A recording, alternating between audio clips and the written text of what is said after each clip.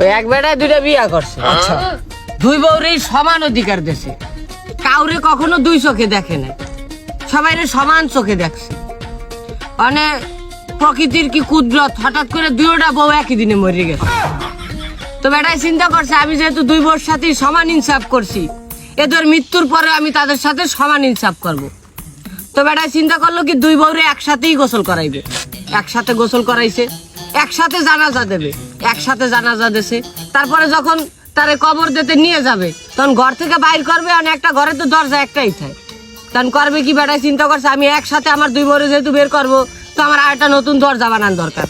তো মিস্ত্রি আইনা কাটায় করে একটা দরজা বানাইছে নতুন, মানে দুই দরজাটা সমানভাবে বউ দুজনে বাইর করিয়া নিয়ে যায় দাফন দিয়ে আসছে। ওদিনকার রাত্রে বেটায় ঘুমানোর পরে তার স্বপ্নে এক বউ আসছে, আইসে কয় তুমি ছোটটারে নতুন দরজাটা বাইর করছো আর আমারে পুরান দরজাটা বাইর করছো, আমি আগের থেকেই জানতাম যে তুমি তোমার ছোট বউরে বেশি ভালোবাসো। মাতারি গলায় গিয়া কয় না কলজা কাটতে দিলেও কয় লবণ কম হয়েছে।